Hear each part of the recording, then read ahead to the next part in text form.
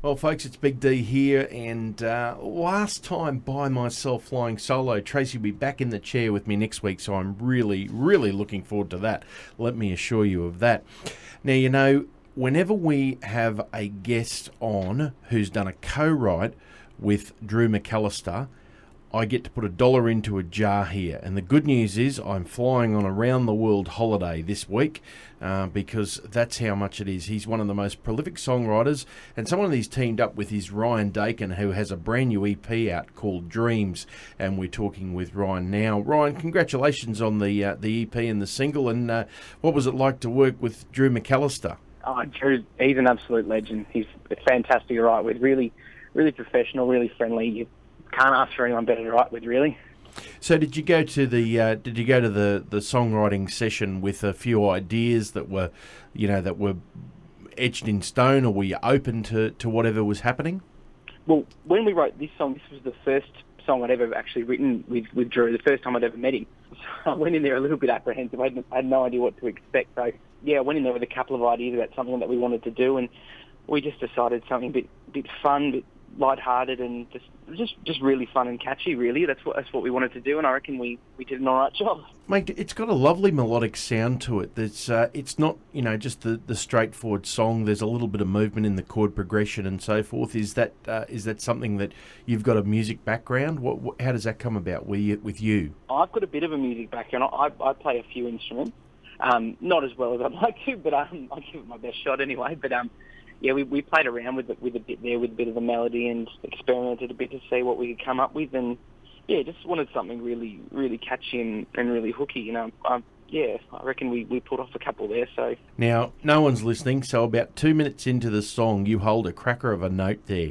Did you have to do that a couple of takes, or is that just a first go? I did it a couple of times, but that was the first try. That one, it was a bit of a fluke. The next couple of times we tried, it didn't come off just as well. I don't know how I did it, to be honest.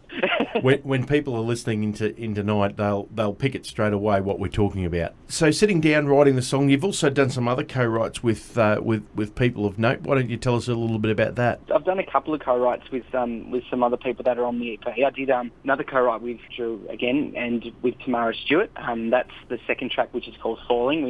That was a really hard song to write. Really, really deep and really meaningful stories behind it that we had to put into a song. It was a bit of a therapy session in the end, but I'm so proud of what we come up with. I also did another co-write with Carl Brody as well, and he's fantastic, so wise and so great and so friendly to write with. Yeah, and there's a couple of co-writes with Drew on actually. He's got 3 on there, so we did all right. We worked together a few times. I did a couple of trips up to Sydney, and and there's another couple of tracks on there which I didn't write, but I knew the people who wrote them, so I'm really pleased to be able to have them on there as well. That's always a nice thing, isn't it? Rather than getting a completely strange song or from people you don't know, even though they're credible and so forth. It's nice to be able to use the material where you get a connection with the people. Yeah, exactly. That's the thing I've found about attempting this country music career. It's been so much about the people that you've met and the people that you worked with and the trust that you built with them. So to be able to get a couple of songs off some friends that had written, I was really, really quite pleased to be able to do, and I knew that because they'd written them, they were going to be good, so I was really happy to be able to use them.